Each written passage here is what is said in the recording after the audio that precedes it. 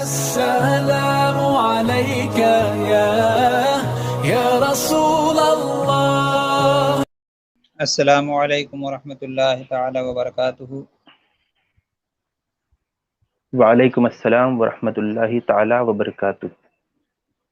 جزاک اللہ عامر بھائی۔ الحمدللہ رب العالمین والصلاة والسلام علی اشرف الانبیاء والمرسلین، اما بعد فاعوذ باللہ من الشیطان الرجیم، بسم اللہ الرحمن الرحیم۔ قال اللہ تبارک وتعالی فی شان حبیبہ الکریم، ان اللہ وملائکتہ یصلون علی النبی یا ایہا الذین آمنوا صلوا علیہ وسلموا تسلیما، صلی اللہ علی النبی الامی وآلہ صلی اللہ تعالی علیہ وسلم، صلاۃ و سلام علیک یا سیدی یا حبیبی یا رسول اللہ صلی اللہ تعالی علیہ وسلم۔ محترم سامعین کرام، آج ہم چھٹے پارے کی اجمالاً گفتگو آپ کے سامنے پیش کرنے کا شرف حاصل کر رہے ہیں۔ اللہ تبارک و تعالی سید عالم صلی اللہ علیہ وسلم کے صدقے میں مجھے حق کہنے، آپ کو حق سننے اور ہم سب کو اس پر عمل کی توفیق عطا فرمائے۔ چھٹے پارے کی جو ابتدا ہوتی ہے کہ لا یحب اللہ الجہر بالسوء، کہ اللہ تبارک و تعالی بری بات کا اعلان کرنا پسند نہیں فرماتا ہے۔ اس آیت کریمہ میں غیبت کی مذمت ہے۔ غیبت، چغلی یہ اہل ایمان کا شیوا نہیں۔ ہر وہ اعمال بد جو اللہ اور اس کے رسول کو ناپسند ہے، اہل ایمان کو چاہیے کہ ان تمام افعال بد کو چھوڑ دیں اور افعال حسنہ کو وہ اختیار کریں۔ غیبت اور چغل خوری کے تعلق سے اتنا ہی کافی ہے کہ وہ بات جو دوسرا شخص پسند نہیں کرتا کہ اس کے بارے میں کوئی ویسا کہے، اس کے پیٹھ پیچھے اس طرح کی بات کرنا، یہی غیبت ہے۔ اگر اس کے اندر وہ بات پائی جاتی ہے تب بھی وہ بات دوسروں کے سامنے پیش نہ کریں، اور بات اگر نہیں پائی جاتی ہے اور اگر اس کے تعلق سے کوئی کہے تو یہ اس پر تہمت ہے۔ تہمت اور غیبت، چغلی، یہ تمام باتیں سخت اللہ تبارک و تعالیٰ کی ناراضگی کا سبب ہیں اور یہ گناہ کبیرہ ہے۔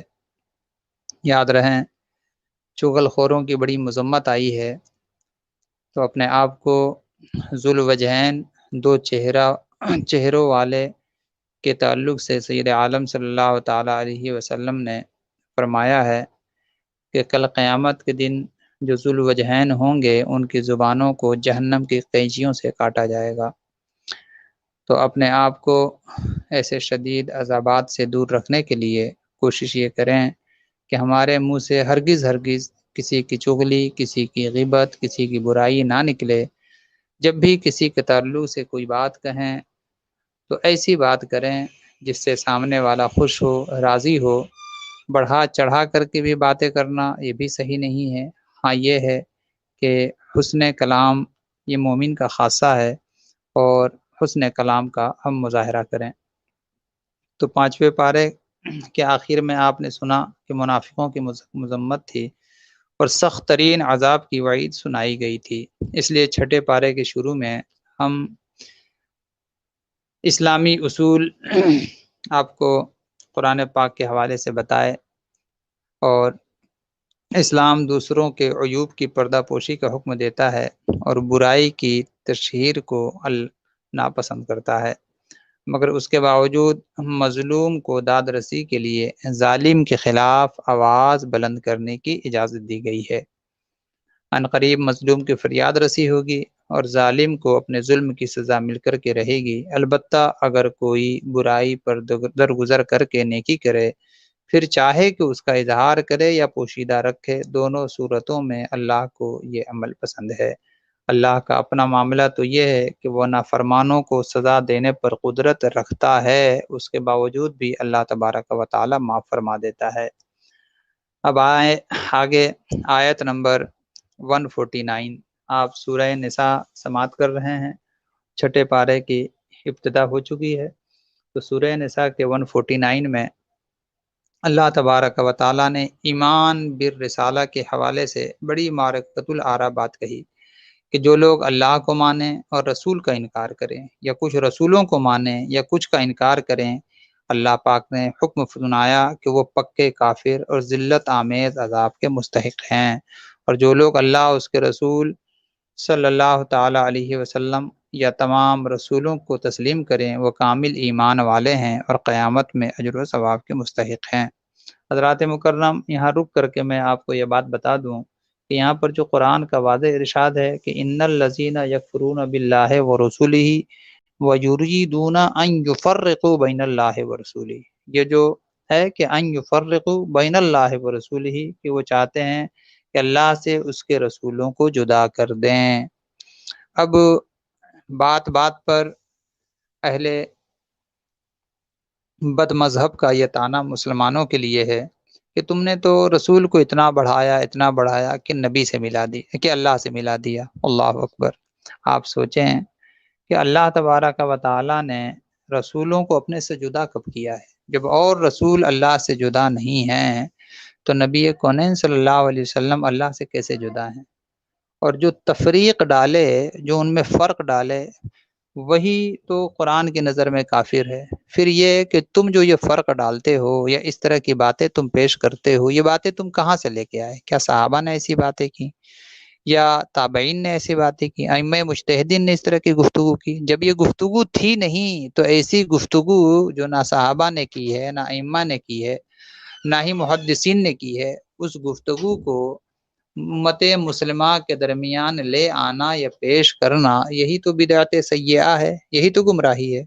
تم گمراہی کا خود ارتکاب کر رہے ہو، گمراہی کر رہے ہو، اور اہل ایمان پر تم بدعتی ہونے کا الزام لگا رہے ہو۔ تو ان کے مکروہ چہروں کو قرآن نے جگہ جگہ بتایا ہے، نشاندہی کی ہے، اور ان کے مکروہ چہروں سے ہمیں واقف ہو کر کے ان کو پہچاننا ہے تاکہ ہم اپنے ایمان کو صحیح طور سے بچا سکیں۔ تو دیکھیں، یہ لوگ یہ کہتے ہیں کہ تم جو ہے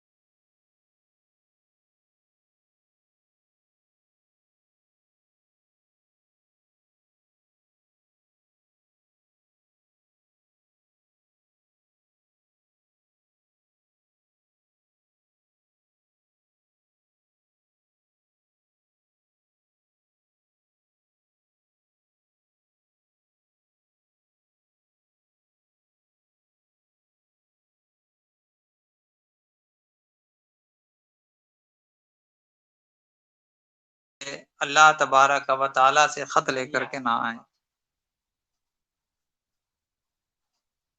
اللہ تبارک و تعالیٰ سے خط لے کر کے نہ آئیں۔ اللہ تعالیٰ نے اس کے جواب میں فرمایا کہ آپ اس قسم کے بھیجا مطالبات سے دل برداشتہ نہ ہوں۔ ان کے آباء و اجداد نے حضرت موسیٰ علیہ الصلاۃ والتسلیم سے اس سے بھی بڑا مطالبہ کیا تھا، ہم سے اللہ کی بالمشافہ ملاقات کرائیں، تو ان پر ایک بجلی کی کڑک کو اللہ تبارک و تعالیٰ نے مسلط کر دیا۔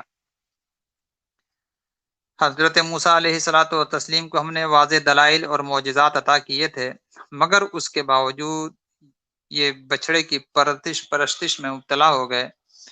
ان کے سروں پر کوہ طور معلق کر کے ان سے عہد و پیمان لیا گیا۔ انہیں بیت المقدس میں عجز و انکساری کے ساتھ داخلے کا حکم دیا۔ سنیچر کا دن ان کی عیادت کے لیے مقرر کیا، مگر یہ کسی بات پر پورے نہیں اترے۔ ان کے جرائم کی فہرست بڑی طویل ہے۔ اللہ تبارک و تعالیٰ فرماتا ہے، ان کی نازیبہ حرکات کی بنا پر اللہ نے ان کے دلوں پر ایسا ٹھپا لگا دیا ہے کہ اب یہ ایمان لا ہی نہیں سکتے۔ انہوں نے عیسیٰ علیہ الصلاۃ والتسلیم کے قتل کا دعویٰ کیا، جبکہ عیسیٰ علیہ الصلاۃ والتسلیم کو قتل کرنے یا سولی پر چڑھانے میں یہ کامیاب نہ ہوئے۔ انہوں نے شبہ کے اندر کسی دوسرے کو پھانسی پر لٹکا دیا، اور عیسیٰ علیہ الصلاۃ والتسلیم کو اللہ نے آسمان پر زندہ اٹھا لیا۔ وہ قرب قیامت زمین پر دوبارہ اتریں گے، تمام اہل کتاب ان پر ایمان لائیں گے۔ ایمان کو ظاہر کرنے والے سرخرو ہوں گے اور ایمان کو چھپانے والے خائب و خاسر ہوں گے۔ آیت نمبر 160 میں یہ بتایا گیا کہ یہودیوں کی ظالمانہ حرکتوں کی بنیاد پر اللہ پاک نے پاکیزہ اور حلال چیزوں کو ان پر حرام کیا۔ منع کرنے کے باوجود سود کھانے، لوگوں کا مال ناجائز طریقے پر ہڑپ کر جانے کی وجہ سے ان کے لیے دردناک عذاب تیار کیا ہے۔ لیکن ان میں ایسے اعتدال پسند علم و فضل والے بھی ہیں جو علم حقیقت کی گہرائیوں تک رسائی رکھتے ہیں۔ یہ اس علم کی صداقت کا فیض ہے کہ وہ اللہ پر، اس کے نازل کردہ کلام پر اور آخرت پر ایمان لاتے ہوئے اسلام کو قبول کر کے نماز اور زکوٰۃ کی پابندی کرتے ہیں۔ ان کے لیے بشارت ہے کہ عنقریب اللہ انہیں شاندار بدلے سے نوازے گا۔ پھر اختصار کے ساتھ سلسلے انبیاء کا تذکرہ کرتے ہوئے فرمایا کہ ہم نے نوح پر، ابراہیم، اسماعیل، اسحاق، یعقوب، عیسیٰ، ایوب، یونس، ہارون علی نبینا علیہم الصلاۃ والتسلیم کو نبی بنایا، اور ایمان بالرسالت کا مقصد ہے کہ لوگوں پر اتمام حجت۔ فرمایا گیا کہ رسول بشارت دینے اور خبردار کرنے والے تھے۔ انہوں نے لوگوں کو بتایا کہ اللہ کے احکامات کیا ہیں، احکامات پر عمل کرنے کا حسین انجام کیا ہے، اور احکامات سے پہلو تہی کی سزا کیا ہے۔ ان سب کا مقصد یہ تھا کہ روز قیامت لوگوں کے پاس اللہ کے سامنے اپنی بے عملی کا جواز نہ رہے۔ یوں ہی آپ کو بھی اے پیارے حبیب صلی اللہ علیہ وسلم انہی انبیاء علیہم الصلاۃ والتسلیم کی طرح نبی برحق بنایا ہے۔ آپ نبی برحق ہیں۔ اگر آپ کی نبوت کی گواہی یہودی دینے کو تیار نہیں ہیں تو اس سے کوئی فرق نہیں پڑتا۔ اللہ تعالیٰ اور فرشتوں کی گواہی آپ کے لیے کافی اور شافی ہے۔ اللہ اکبر۔ آیت نمبر 170 سے کل عالم انسانیت کو دعوت عام دی جا رہی ہے کہ ان کی بھلائی اسی میں ہے کہ وہ رسول صلی اللہ تعالی علیہ وسلم پر ایمان لے آئیں اور ان کی غلامی کا قلادہ گلوگیر کر لیں۔ پھر بڑے پرجلال انداز میں اللہ نے فرمایا کہ اگر انہوں نے ایسا نہ کیا تو جان لے کہ آسمانوں اور زمینوں کے اقتدار اللہ ہی کے لیے ہے، اور اس کی نافرمانی انہیں سخت سزا سے دوچار کر سکتی ہے۔ اللہ اکبر۔ وہ لوگ جو یہ کہتے ہیں کہ ہمارے یہ اللہ کافی ہے، رسول کریم صلی اللہ علیہ وسلم تو آئے، اللہ کا فرمان ہمیں بتا کر کے چلے گئے، ہمارے لیے اللہ کافی ہے۔ ان لوگوں کو اس آیت کریمہ سے سبق حاصل کرنا چاہیے۔ اللہ کی وحدانیت کی تکمیل جبھی ہوگی کہ جب رسول گرامی وقار صلی اللہ علیہ وسلم کی رسالت پر دل و جان سے ایمان لے آئے اور ان سے محبت کا ایسا طریقہ اختیار کرے کہ تمام محبتوں پر نبی کی محبت غالب آ جائے، تب جا کر کے اس کا ایمان مکمل ہوگا۔ حضرات مکرم، اس کے بعد قرآن کریم کا روح سخن عیسائیوں کی طرف ہو گیا۔ فرمایا دین میں مبالغہ آمیزی نہ کیا کرو، ادب و احترام کے جذبات کو اپنی حدود میں رکھنا چاہیے۔ عیسیٰ علیہ السلام کو اللہ کہنا یا اللہ کا بیٹا کہنا کوئی دینداری نہیں ہے۔ عیسیٰ علیہ السلام یا اللہ کے مقرب فرشتوں نے اللہ کا بندہ کہلانے میں بھی کبھی بھی کسی قسم کا عار محسوس نہیں کیا۔ معبود تو ایک ہی اللہ ہے، وہ اولاد سے پاک ہے، اس کے ہاں قرب کا معیار اعمال ہے۔ جو ایمان اور اعمال صالحہ کرے گا اسے پورا پورا اجر و ثواب ملے گا، اور اللہ اپنی طرف سے اضافی جزا بھی عطا کرے گا، اور بندگی سے شرم محسوس کرنے والے متکبرین کو دردناک عذاب دے گا، اور پھر اللہ کی گرفت سے انہیں کوئی بچانے والا نہ ہوگا۔ لہذا عیسائیوں کی خیر اسی میں ہے کہ گمراہ کن افکار و تصورات سے باز آ جائیں اور توحید خالص کو وہ اختیار کر لیں۔ اللہ اکبر۔ دیکھیں اللہ تبارک و تعالی کس قدر رحمت عالم صلی اللہ تعالی علیہ وسلم کی رسالت کی جانب بندوں کو جھکنے کا حکم دے رہا ہے۔ اب آگے بڑھیں، آیت نمبر 174 سے ایک بار پھر بنی نوع انسان کو دعوت دی گئی ہے کہ تمہارے پاس قرآن حکیم کی صورت میں حق کے دلیل اور ہدایت کی واضح روشنی آ چکی ہے۔ اب جو لوگ اللہ پر ایمان لائیں اور قرآن حکیم سے چمٹ جائیں تو اللہ انہیں اپنی رحمت میں داخل فرمائے گا اور اپنے فضل سے انہیں مالا مال کر دے گا اور اپنی طرف سیدھے راہ کی ہدایت دے گا۔ قرآن سے چمٹنے سے مراد محض زبانی اقرار نہیں بلکہ دل سے یقین رکھنا ہے۔ یہ اللہ کا کلام ہے، اس کی باقاعدہ تلاوت کرنا، اسے سمجھنا، اس کے انفرادی احکام پر عمل کرنا اور اس کے اجتماعی احکامات کے نفاذ کی کوشش کرنا، نیز اس کی تعلیمات و پیغام کو عام کرنا۔ اللہ اکبر۔ اب سورہ نساء کے آخری آیت میں وراثت کا ایک مسئلہ بیان ہوا کہ اگر کوئی شخص فوت ہو جائے اور اس کے ماں باپ بھی بقید حیات نہ ہو اور کوئی اولاد بھی نہ ہو، اسے شریعت کی اصطلاح میں کلالہ کہتے ہیں، اور اس کی ایک حقیقی یا باپ کی طرف سے بہن ہو تو اس بہن کو کل ترکے کا آدھا حصہ ملے گا، اور اگر وہ بھی بہن فوت ہو جائے اور وہ بھی ولا ولد ہو تو یہ شخص اس کے پورے ترکے کا وارث ہوگا، اور اگر اس کے دو یا دو سے زائد بہنیں ہوں تو انہیں کل ترکے کا 2/3 عطا کیا جائے گا، اور اس شخص کے ورثہ میں حقیقی یا باپ کی طرف سے بہن بھائی ہوں تو ان میں پورا ترکہ تقسیم ہوگا، اور ہر بھائی کو ہر بہن سے دگنا حصہ ملے گا۔ چونکہ اللہ تعالیٰ دلالت و گمراہی سے بچانا چاہتا ہے اس لیے وہ ان مالی معاملات کو بھی بالکل کھول کھول کر بیان فرماتا ہے۔ سبحان اللہ۔ آپ دیکھیں اللہ تبارک و تعالیٰ نے کس قدر ہمارے لیے اپنے پیارے حبیب علیہ الصلوۃ والتسلیم کے صدقے میں قانون واضح فرما دیے ہیں، مگر اس کے باوجود ہم اپنے اور اپنے بھائیوں کے، خاص طور سے قریبی رشتہ داروں کے مال کو ہڑپ کرنے کا کس قدر روش بد اختیار کیے ہوئے ہیں، اور ہمیں ذرہ برابر بھی خوف نہیں ہے کہ ہم اللہ تبارک و تعالی کے بنائے ہوئے قانون کی کس قدر خلاف ورزی کر رہے ہیں۔ حضرات مکرم، یہاں سے سورہ نساء کی تکمیل ہوتی ہے اور اب سورہ مائدہ شریف کی ابتدا ہوتی ہے۔ چھٹے پارے کے 4 رکوع کی تکمیل کے بعد سورہ مائدہ کی ابتدا ہوتی ہے۔ سورہ مائدہ کو سورہ مائدہ کیوں کہتے ہیں؟ پہلے سن لیں کہ یہ سورت سورہ مدنی ہے، کیونکہ اس میں مائدہ دسترخوان کا اللہ تبارک و تعالیٰ نے ذکر کیا ہے، اس کا قصہ بیان کیا ہے، اسی لیے اسی مناسبت سے اس کا نام مائدہ رکھا گیا ہے۔ شریعت اور نفاذ شریعت کے موضوع پر یہ ایک اہم ترین سورہ مبارکہ ہے۔ حدیث شریف میں آیا ہے کہ اپنے مردوں کو سورہ مائدہ اور خواتین کو سورہ نور کی تعلیم دو اور ان کے مسائل سکھاؤ۔ اکثر و بیشتر ہمارے گھروں میں یہ نہیں پایا جاتا ہے۔ ہمیں یہ چاہیے کہ ہم اپنی بچیوں کو خاص طور سے سورہ نور کی تعلیم دیں، اس کے اندر عورتوں کے تمام مسائل اللہ تبارک و تعالیٰ نے نازل کیا ہے، اور سورہ مائدہ ہم اپنے لڑکوں کو سکھائیں، بتائیں کہ اللہ تبارک و تعالیٰ نے ہمیں زندگی گزارنے کے لیے کیا کیا قانون عطا کیے ہیں۔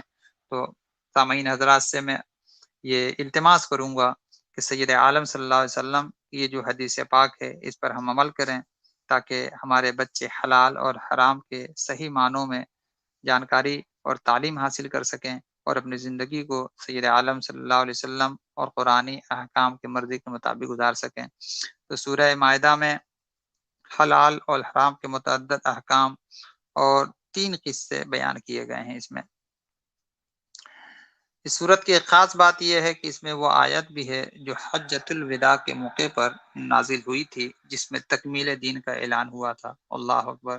یعنی کہ سید عالم صلی اللہ علیہ وسلم کے لیے جب یہ آیت نازل ہوئی تھی کہ الیوم اکملت لکم دینکم، یہ پوری آیت جب نازل ہوئی تو تمام صحابہ بہت خوش ہوئے، بلکہ ایک یہودی نے حضرت عمر فاروق سے یہ کہا تھا کہ اے امیر المومنین، اگر یہ آیت ہمارے اوپر نازل ہوتی تو ہم اس دن کو یوم عید قرار دیتے۔ آپ نے فرمایا اس دن کو میں جانتا ہوں اور اس گھڑی کو بھی جانتا ہوں جب رسول کریم صلی اللہ علیہ وسلم پر یہ آیت نازل ہوئی، وہ عرفہ کی شام اور جمعے کے دن تھا، گویا ہماری اس دن 2 عیدیں تھیں۔ اللہ اکبر۔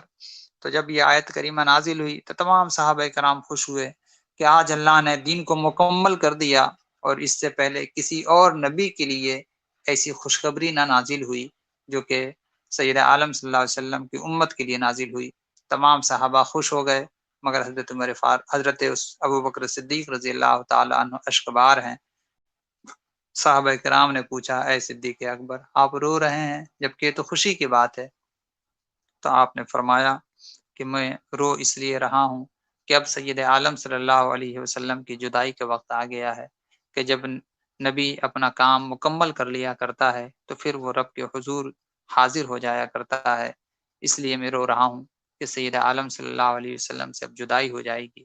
صحابہ کرام کی نگاہیں جہاں ٹھہر جاتی تھیں اس سے بہت آگے حضرت صدیق اکبر رضی اللہ تعالی عنہ کی نگاہ پاک پہنچا کرتی تھی۔ اللہ اکبر۔ حضرات مکرم، تو میں عرض کر رہا تھا کہ اس صورت کی ابتدا میں ہر قسم کے عہد اور میثاق کی پاسداری کا حکم ہے۔ دیکھیں، عہد و میثاق اسلام کے اندر بہت اہمیت کے حامل ہیں۔ انسان اپنے عہد کو، میثاق کو اگر توڑتا ہے تو وہ زمانے میں بے اعتبار کہلاتا ہے، اور اس کی ذات کی وجہ سے پھر وہ جس دین پر قائم رہتا ہے اس دین کو بھی لوگ بے اعتبار سمجھنے لگتے ہیں۔ اس لیے میں چاہوں گا کہ جب ہم اللہ اور اس کے رسول کے ماننے والے ہیں، ہم مسلمان ہیں، تو ہم کسی سے بھی کوئی عہد و پیمان کریں، کوئی وعدہ کریں تو اس وعدے اور عہد پر قائم رہیں۔ اگر ہم اس کو توڑیں گے تو پھر لوگ یہ کہیں گے کہ دیکھو مسلمان ایسے ہوتے ہیں، اور ہماری وجہ سے ہمارا مذہب بدنام ہوگا۔ اس لیے اللہ تبارک و تعالیٰ نے یہاں پر عہد و میثاق کی پاسداری کا حکم دیا ہے، خواہ وہ عہد انسان اور رب کے درمیان ہو، یا انسان اور دوسرے کے مابین، یا کلمہ پڑھنے والا یا بغیر کلمہ پڑھنے والے کے درمیان ہو، ہر حال میں وعدہ اور عہد نبھانے کا حکم دیا گیا ہے۔ اور بیع و شرع، شرکت، نکاح، اس طرح جتنے بھی عقود ہیں سب کو یہ شامل ہے کہ ہم اس میں عہد و پیمان کا خاص خیال رکھیں۔ قرآن میں اس کی بڑی اہمیت جو ہے وارد ہے۔ ایک موقع پر کافروں نے مسلمانوں کے جانور چھین لیے اور احرام باندھ کر بیت اللہ کی طرف عمرہ کے لیے چل دیے۔ مسلمانوں نے ان پر حملہ آور ہو کر ان سے اپنے جانور واپس لینے کا ارادہ کیا، جس پر اللہ نے فرمایا حالت احرام میں کسی پر حملہ در حقیقت شاعر اللہ کی توہین ہے۔ کسی کی دشمنی میں اس حد تک آگے نہ بڑھو کہ تم ظلم اور زیادتی پر اتر آؤ۔ تمہیں نیک کام میں تعاون اور برے کام میں عدم تعاون کا راستہ اختیار کرنا چاہیے۔ پھر اس کے بعد کھانے پینے کی بہت ساری ایسی چیزوں کی حرمت کا اعلان کیا گیا ہے جنہیں زمانے جاہلیت میں حلال سمجھا جاتا تھا، کیونکہ ان چیزوں کے کھانے میں صحت اور جسم کا بھی نقصان ہے، فکر و نظر اور دین اخلاق کا بھی، مثلا مردار، بہنے والا خون، خنزیر کا گوشت اور وہ جانور جسے غیر اللہ کے نام پر ذبح کیا جائے۔ البتہ حالت اضطراری میں بہت ساری وہ چیزیں جو کہ حرام ہوتی ہیں، جان بچانے کے لیے جتنے سے جان بچ سکے شریعت مطہرہ نے اس کے لیے رخصت دی ہے۔ حجت الوداع کے موقع پر دین اسلام کے مکمل اور اللہ کے پسندیدہ نظام حیات ہونے کا اعلان ہے۔ پرندوں، چوپایوں اور درندوں کی مدد سے شکار کے لیے اصول اور ضابطے وضع کیے گئے ہیں۔ اہل کتاب کا ذبیحہ کا حکم اور ان کی خواتین سے نکاح کے جواز کا بیان ہے۔ پھر طہارت حاصل کرنے کے لیے وضو اور تیمم کا طریقہ اور ان کے بعد مسائل کا بھی تذکرہ ہے۔ یہاں یاد رہے کہ اب موجودہ وقت میں اہل کتاب شاذ و نادر ہی رہ گئے ہیں، اس لیے اب جو ہے اہل کتاب سے یہ عام عیسائی یا عام یہودی مراد نہیں ہے، اس بات کا خیال رہے۔ شرعی احکام میں آسانی اور سہولت کے پہلو کو مد نظر رکھتے ہوئے اللہ تبارک و تعالی نے نوید سنائی اور نعمت خداوندی پر شکر ادا کرنے کی تلقین کی۔ حدیبیہ کے موقع پر کافروں نے حملہ آور ہونے کا پروگرام بنایا تھا، اللہ نے انہیں مرعوب کر کے حملہ کرنے سے باز رکھا۔ اس انعام خداوندی کا شکر ادا کرنے اور توکل کا اہتمام کرنے کی تلقین کی گئی۔ اس کے بعد اہل کتاب کا تذکرہ کیا گیا اور اس ضمن میں فوجداری معاملات کے لیے قانون سازی بھی کی گئی۔ یہودیوں کو یاد دلایا گیا کہ ان کے آباء و اجداد کو عہد و میثاق کا پابند بنا کر ان کے 12 قبیلوں پر 12 نگران مقرر کیے تھے، مگر انہوں نے عہد شکنی کی، جس کی وجہ سے وہ سنگدل ہو گئے اور اللہ کے کلام میں رد و بدل اور خیانت کے جرم میں مبتلا ہو گئے۔ عیسائیوں کو بھی عہد و پیمان کا پابند بنایا گیا، مگر وہ بھی عہد شکنی کے بغض اور عداوت کی خطرناک بیماری پیدا کر دی۔ اہل کتاب سے خطاب ہے کہ تمہارے پاس ہم نے اپنا رسول بھیج دیا ہے جو تمہاری خیانتوں پر تمہیں مطلع کرتا ہے اور نور ہدایت اور کتاب مبین لے کر آیا ہے۔ اس کی اتباع سے تم کو سلامتی کے راستے اور کفر کی ظلمتوں سے نکلنے کی اور ایمان کی روشنی میں صراط مستقیم پر گامزن ہونے کا طریقہ ملے گا۔ عیسائیوں کی الوہیت حضرت عیسیٰ علیہ الصلاۃ و تسلیم کے تعلق سے اس عقیدے کی اللہ تبارک و تعالیٰ نے تردید کی ہے، اور یہودیوں کی من گھڑت عقیدے پر گرفت ہے کہ اگر وہ اللہ کے بیٹے اور محبوب ہوتے تو اللہ انہیں عذاب میں کیوں مبتلا کرتا۔ حضرت عیسیٰ علیہ السلام کا تذکرہ ہے کہ انہوں نے اپنی قوم کو جہاد کے لیے تیار حضرت موسیٰ علیہ السلام کا تذکرہ ہے کہ انہوں نے اپنی قوم کو جہاد کی ترغیب دی اور فرمایا کہ اللہ نے تمہیں مذہبی اور سیاسی قیادت کے منصب پر فائز فرما کر تمہارے خاندان میں نبی اور رسولوں اور بادشاہوں کو پیدا کیا۔ تمہیں بیت المقدس کو عمالقہ کے قبضے سے آزاد کرانے کے لیے پیش رفت کرنی ہوگی۔ اللہ نے تمہیں فتح و کامرانی سے ہمکنار کرنے کا وعدہ کر رکھا ہے، مگر وہ لوگ اپنی بزدلی اور طبی خباثت کے پیش نظر جہاد سے پہلو تہی کرنے لگے۔ عمالقہ کی طاقت اور قوت سے مرعوب ہو کر حضرت موسیٰ علیہ السلام سے وہ لوگ کہنے لگے، آپ اپنے رب کے ساتھ مل کر جہاد کر کے بیت المقدس کو آزاد کرا لیں، ہم تو اپنے گھروں میں ہی بیٹھے رہیں گے۔ اللہ نے آدم علیہ السلام کے 2 بیٹوں کے باہمی اختلاف اور ان کی قربانی کا ذکر کیا ہے کہ خیر و شر کی قوتیں روز اول سے ہی باہم دست و گریباں ہیں۔ اللہ تعالی متقی کی قربانی کو قبول کیا کرتا ہے۔ اس سے معلوم ہوا کہ نفاذ شریعت کے لیے ایسے ہی لوگوں کی جد و جہد کامیاب ہوگی جو اپنی ذات میں متقی یعنی اللہ کی نافرمانیوں سے بچنے والے ہوں گے۔ قابل دنیا انسانیت کا وہ پہلا قاتل ہے جس نے اپنی ضد اور عناد کی خاطر اپنے بھائی حابل کو حسد کی وجہ سے قتل کر دیا تھا۔ دنیا میں قیامت تک جتنے قتل ہوں گے ان کا گناہ قاتل کے ساتھ قتل کی بنیاد ڈالنے والے پہلے قاتل قابل کو بھی ملے گا۔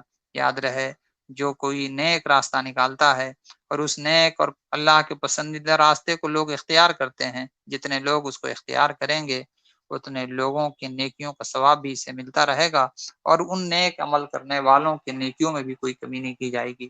اسی طرح برائی کا معاملہ ہے، اگر کوئی برائی کی بیج ڈالتا ہے اور پھر جو اس برائی کو اختیار کرے گا، اس بنیاد ڈالنے والے شخص کو ان سب کی برائیوں کا وبال دیا جائے گا، اور جو لوگ اس برائی کے راستے کو اختیار کریں گے ان کو بھی جو ہے اس کا عذاب بھگتنا ہوگا۔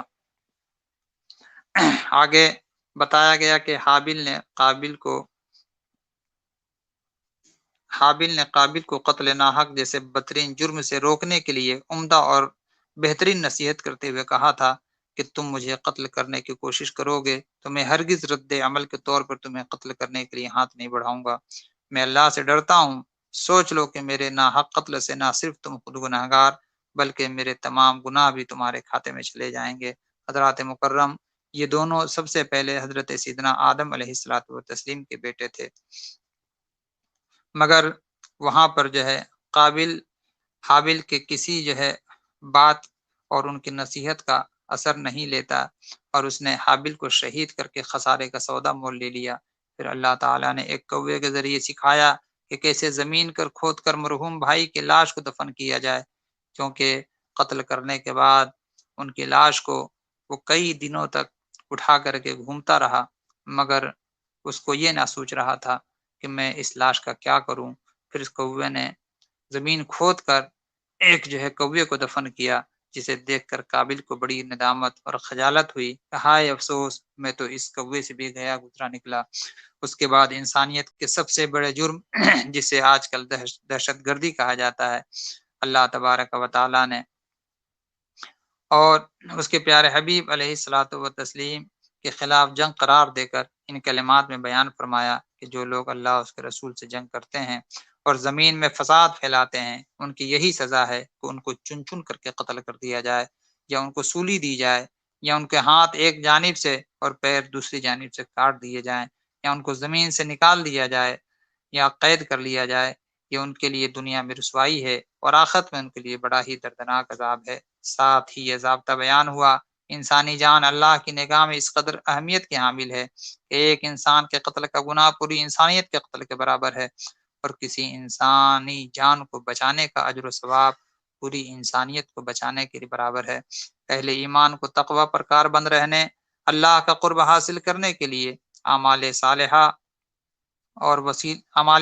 کو وسیلہ بنانے اور جہاد فی سبیل اللہ میں مصروف ہو کر فلاح و کامیابی حاصل کرنے کی دعوت دی۔ چور کے ہاتھ کاٹنے کا حکم دیا گیا، چوری کے سدے باب کا بہترین انتظام کیا کہ ہاتھ کٹ جانے کے بعد وہ چور بھی اس جرم سے تائب ہو جائے گا اور دوسرے لوگوں کے لیے یہ عبرت ہوگا، اور یہ ہے کہ پھر امن اور لوگوں کے مال کا تحفظ بھی ہوگا، لہٰذا انہیں ایسی سزا ضرور دینی چاہیے جس سے دوسروں کو بھی عبرت حاصل ہو۔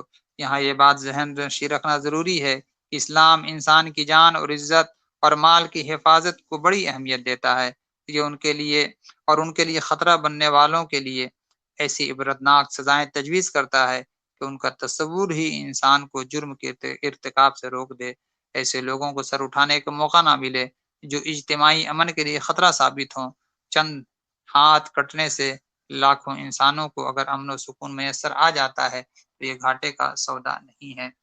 آج کی دنیا جو جرائم کی کثرت کی وجہ سے جہنم کا نمونہ بن چکی ہے، آج دیکھ رہے ہیں کہ آج لوگ یہ کہہ رہے ہیں کہ اسلامی قانون اگر نافذ کر دیا جائے گا تو لوگوں کو امن اور چین نصیب ہو جائے گا۔ خود ملک عزیز میں جو ابھی چند دن پہلے دہلی میں جو حالات اور واقعات ہوئے تھے، کئی لوگوں نے اس بات کے لیے کہا کہ اگر ہندوستان میں بھی اسلامی شریعت کے نفاذ ہو جائے تو ہر بہو بیٹی کی عزت اور آبرو محفوظ ہو جائے۔ اگلی آیت میں بتایا گیا کہ یہودیوں کے بیجا اعتراضات کرنے سے تاجدار کائنات صلی اللہ علیہ وسلم کچھ دل گرفتہ اور پریشان ہوئے۔ اللہ نے فرمایا کہ ان کافروں اور یہودیوں کی نازبہ حرکت سے آپ پریشان اور غمگین نہ ہوں، یہ لوگ عادی مجرم ہیں۔ اللہ کے کلام میں تحریف، جھوٹ اور حرام خوری ان کی گھٹی میں داخل ہو چکا ہے۔ یہ ایسے لا علاج مرض میں مبتلا ہیں کہ اللہ انہیں پاک و صاف کرنا ہی نہیں چاہتا۔ دنیا میں ذلت اور آخرت میں عذاب عظیم ان کا مقدر ہے۔ پھر آیت نمبر 45 میں فوجداری قانون بنایا گیا کہ جان کے بدلے جان، آنکھ کے بدلے آنکھ، اور کان کے بدلے کان، اور دانت کے بدلے دانت ہوگا۔ لیکن اگر کوئی متاثر فریق درگزر اور معافی کا فیصلہ کرتا ہے تو اللہ تعالیٰ کے لیے گناہوں کے معافی کا وعدہ رہا۔ اللہ کے بنائے ہوئے قوانین کی مخالفت کی نوعیت دیکھتے ہوئے ان پر عمل درآمد نہ کرنے والے کو کافر اور فاسق کہا گیا ہے۔ قرآن کریم سابقہ کتب کی تعلیمات کا جامع اور محافظ ہے۔ عقائد، عبادات، معاملات اور اخلاقیات سے تعلق رکھنے والے کوئی ایسی نصیحت اور کوئی ایسا کام نہیں جو انسانیت کی فلاح و بہبود کے لیے ضروری ہو اور کتب سابقہ میں ہو مگر قرآن میں نہ ہو۔ اللہ اکبر۔ اس کے بعد مسلمانوں کو یہود و نصارہ کے ساتھ قلبی دوستی لگاؤ سے بھی منع کیا گیا ہے، کیونکہ وہ امت مسلمہ کے سخت ترین دشمن ہیں۔ قرآن کی صداقت کا زندہ معجزہ ہم اپنی آنکھوں سے دیکھ رہے ہیں۔ اللہ اکبر۔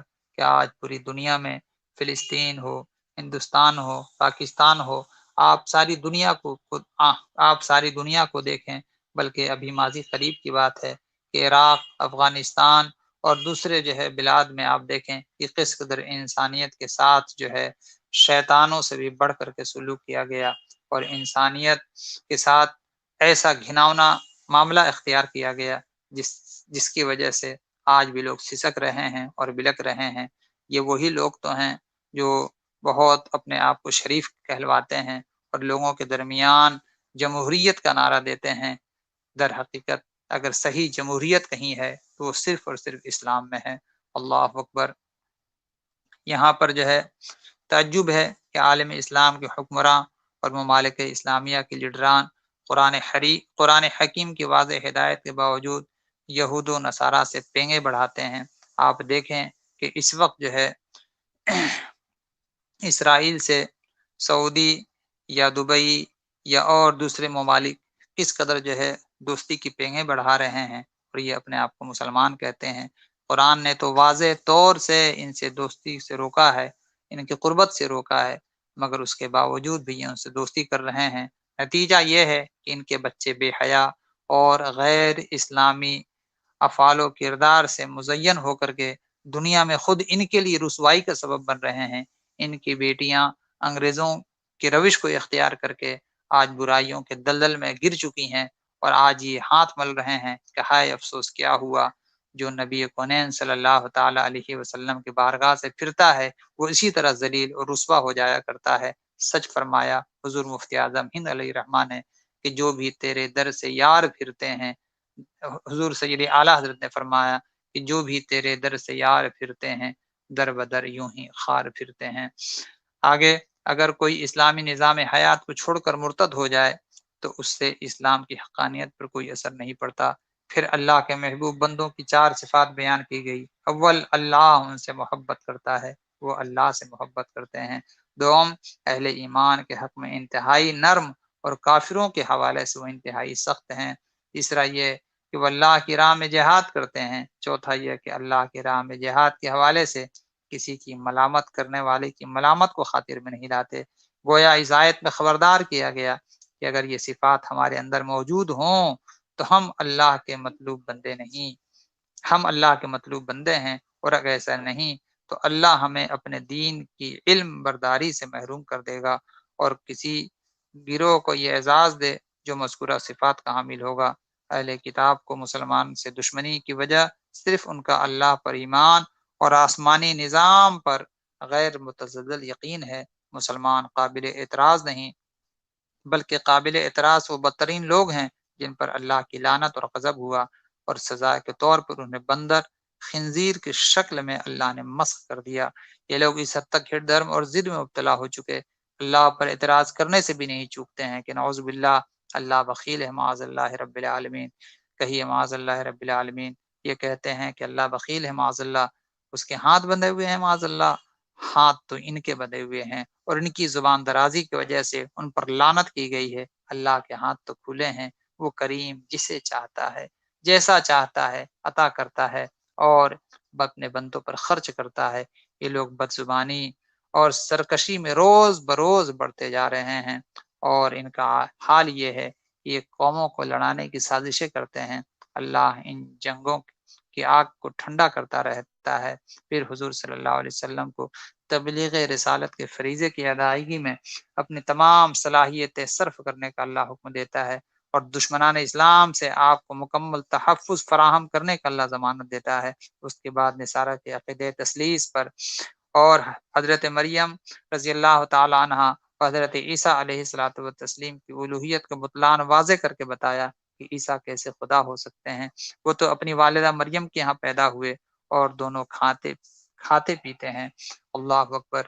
یہود کی بے اعتدالیوں کو بیان کر کے اللہ نے فرمایا کہ مسلمانوں کے ساتھ سب سے زیادہ عداوت یہود اور مشرکین کو ہے، اور نصارہ میں عالم اور راہب ہیں اور وہ تکبر نہیں کرتے، اس لیے ان میں مسلمانوں کے دوست ہیں اور ان کے لیے اپنے دل میں نرم گوشہ رکھتے ہیں۔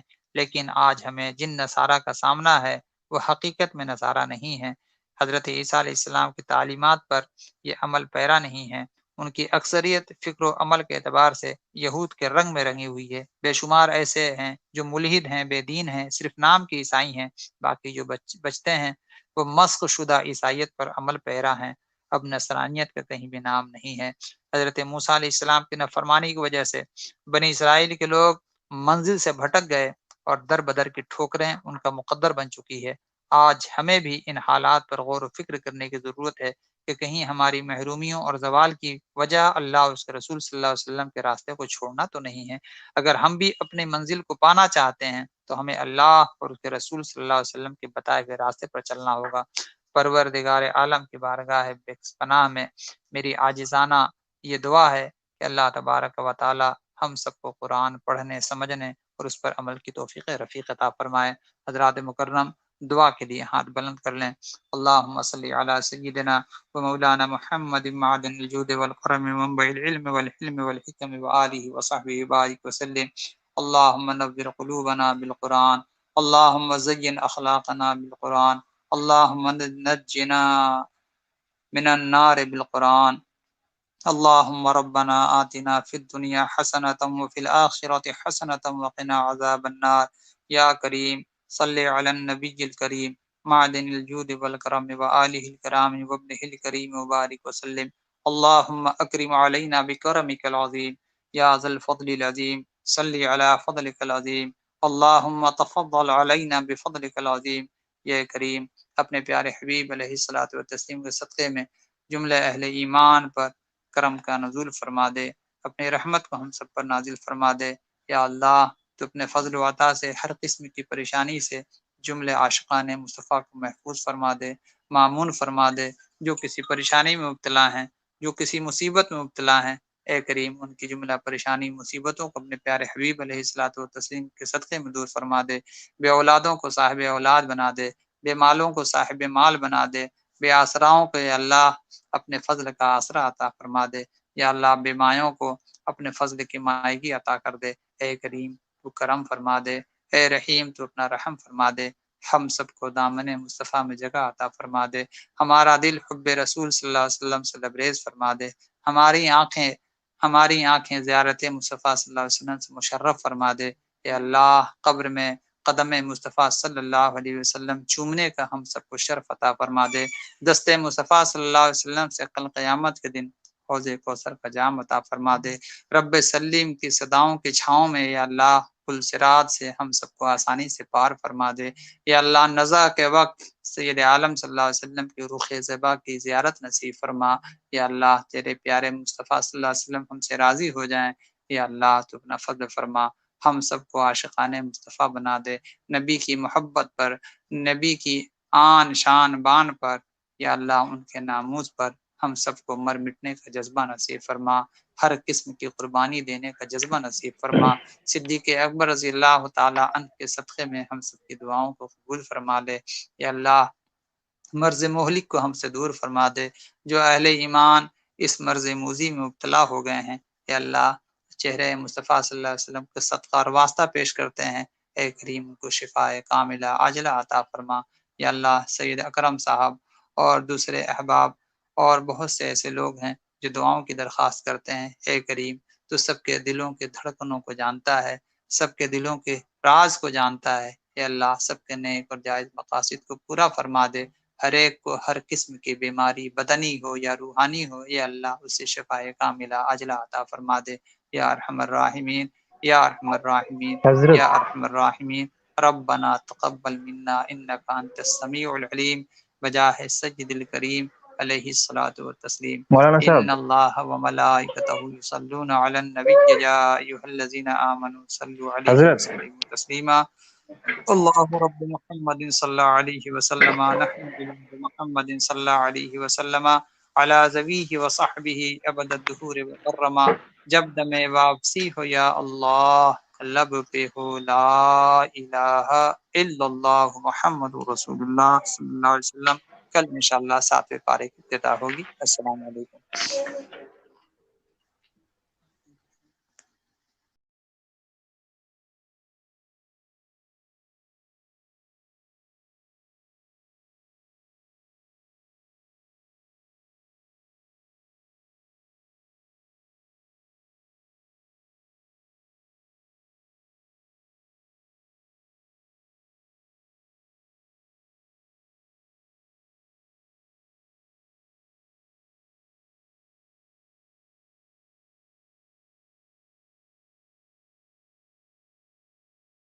محمد معدن الجود والکرم وآلہ وصحبہ بارک وسلم۔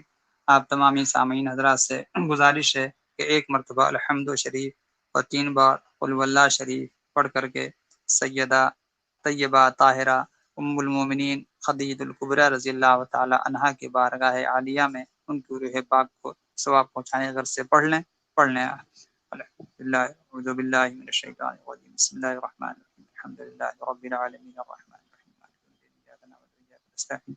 اهدنا الصراط المستقيم صراط الذين أنعمت عليهم غير المغضوب عليهم ولا الضالين.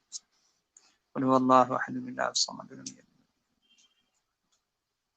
قل هو الله أحد الله الصمد لم يلد الصمد. اللهم صل على سيدنا مولانا محمد وعلى الجود والکرم وآلہ وصحبہ بارک وسلم. یا الہ العالمین، ہم نے مل کر کے جو بھی قل درود پڑھا، سچے قرآن کی سچی آیتیں پڑھی، اے کریم اس کا ثواب ہمارے عمل کے لائق نہیں بلکہ تو اپنے فضل و کرم کے لائق عطا فرما. اس کا ثواب بروح سرور کائنات فخر موجودات جناب احمد مجتبی محمد مصطفیٰ صلی اللہ علیہ وسلم کی روح پاک کو پیش مولا قبول فرما. سرکار کے صدقے میں جملہ انبیاء مرسلین علیہ الصلوۃ و تسلیم کرواہ پاک کو پیش مولا قبول فرما. یا اللہ، جملہ صحابہ اکرام، صحابیات، آل بیت اطہار، ازواج مطہرات، تابعین، تابعات، تبع تابعین، تبع تابعات، ائمہ مجتہدین رضوان اللہ تعالی علیہم اجمعین کرواہ پاک کے اس کو پیش کرتے ہوئے خاص طور سے ام المومنین سیدہ طیبہ طاہرہ خدیجۃ الکبریٰ رضی اللہ تعالی عنہا کی روح پاک کو پیش مولا قبول فرما. جملہ اولیاء کرام، جملے مومن والمومنات والمسلمین والمسلمات کی روحوں کو پیش کرتے ہوئے خاص طور سے حضور سیدنا غوث سمدانی غوث سمدانی محبوب سبحانی سیدنا شیخ محی الدین عبدالقادر جیلانی پیران پیر دستگیر رضی اللہ تعالیٰ عنہ کی روح پاک کو پیش کرتے ہوئے عطائے رسول خواجہ دین خواجہ معین الدین چشتی اجمیری سنجر رضی اللہ تعالیٰ عنہ کی روح پاک کو پیش کرتے ہوئے حضور سیدی سرکار اعلیٰ حضرت عظیم البرکت کی روح پاک کو پیش کرتے ہوئے سرکار مفتی اعظم ہند علیہ رحمۃ رضوان کی روح پاک کو پیش کرتے ہوئے سیدی مرشدی حضور سیدی اختر رضا خان علیہ رحمۃ رضوان کی روح پاک کو پیش مولا قبول فرما. یا اللہ، سیدہ طیبہ ام المومنین خدیجۃ الکبریٰ رضی اللہ تعالی عنہا کے صدقے میں اے کریم اپنے پیارے حبیب علیہ الصلوۃ والتسلیم کا ہم سب کو شہدا بنا دے، سرکار کا عاشق بنا دے، سرکار سے محبت کرنے والا بنا دے. یا اللہ تو رحم فرما دے، تو اپنا کرم نازل فرما دے. یا اللہ سیدہ کے صدقے میں ہماری دعاؤں قبول فرما لے. یا اللہ تو اپنا فضل فرما دے. وصلی اللہ تعالی علی خیر خلقہ ونور عرشہ سیدنا و مولانا محمد و آلہ و صحبہ اجمعین برحمتک یا ارحم الراحمین. السلام علیکم ورحمۃ اللہ.